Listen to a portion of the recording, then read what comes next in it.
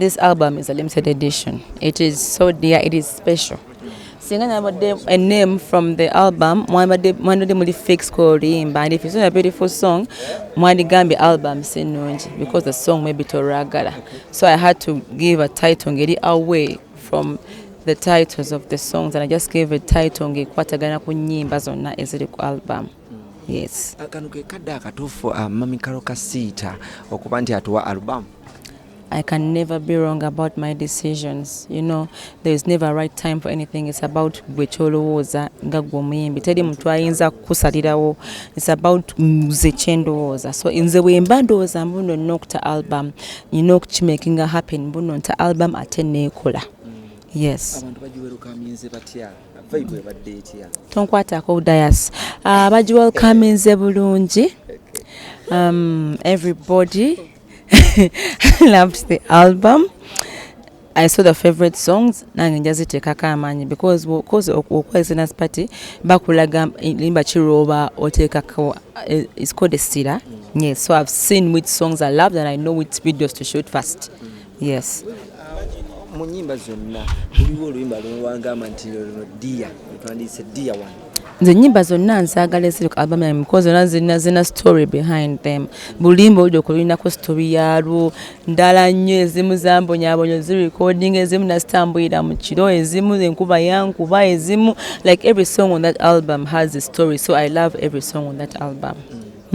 Abantu abasinga naddala wana abayimbi ba mu Uganda teba supporting abayimbi bannaabwe abasinga ku supporting kubona aba Nigeria abane abo abajja ne batusumbira mu ggwanga Uganda leero bano kibadde kitya abayimbi bazze. There was a lot of love shown to me. Even lots of artists who didn't come out sing about they're posting about the album, and I think it's the way to go. I think to know wagira finger by because we're going to reach greater places and higher places. It's about support. Can't imagine Muloma Vude Wanageninga Wandi Kambuno Karokasta had the album and Piabuli Muimbi about the one. Imagine how many fans are going to know about my album release. It means again afuna views ezakabi. Ehitinga wagulu mfoke wakabi ninga na yasigadde wakabi tekimujje ko bwakabibwe kwane bagenda kola album nange ngina mu posting nange sigalinga ndi wakabi okitegeera togere ku ensonga esinzo kwata akati mu gwanga Uganda Adamu Entertainment abayimbi ba Uganda abantu tebaba welcoming bulungi tebaba supporting naye ate okituuka kuba nti abayimbi be Nigeria bajja ate abantu naba supporting kiva ku. I think the media is just preaching the wrong information and the wrong message to our fans out there. I don't think this place was empty today. Was it? Were there Nigerians in that hall? No. There were Ugandans. It means Ugandans are supporting Ugandan music. This I would call this a concert because people paid for these tables inside here.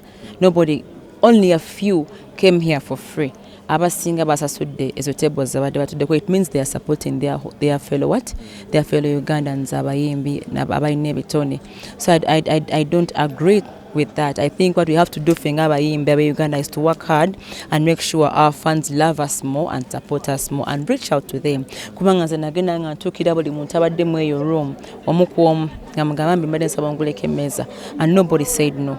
So I think we do somewhere we walowooza mbu tebatwagala, it's negativity.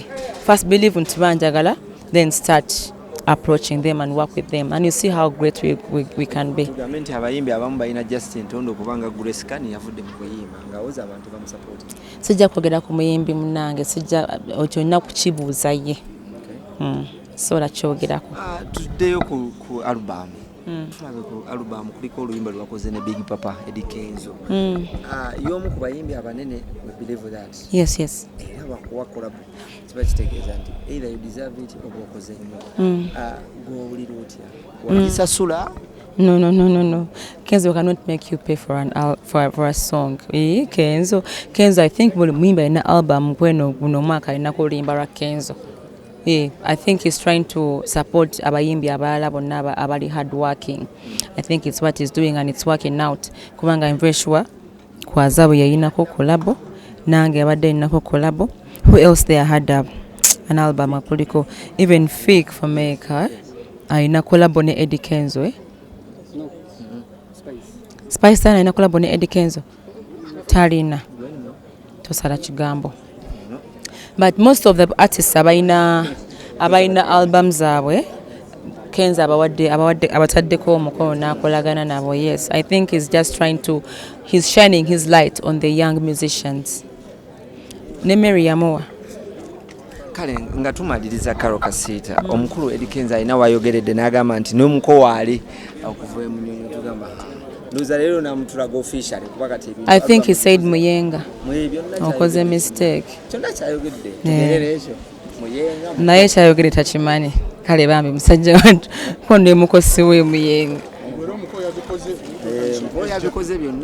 no just we are free we eat a lot tukola sente temunkwatako tulya nnyo so n'emirembe mingi aka hanza kola ki nenga congratulations nze akomba nako buli ssaawa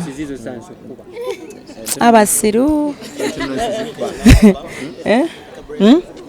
omwana agambye nti n'entunnunsi zikuba I ogezze don't know what that means. Okugejja si kibi ndya bulungi. Nze amulina thank you. Yes. Ndya bulungi nafuna mbita nafuna njagala ndya bulungi. You know it's not true.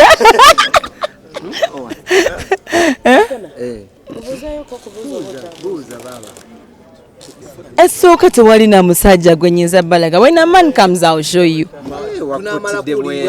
nga bakulongoosa olyoka okakasa nti oli Kyoga buli biki no comment.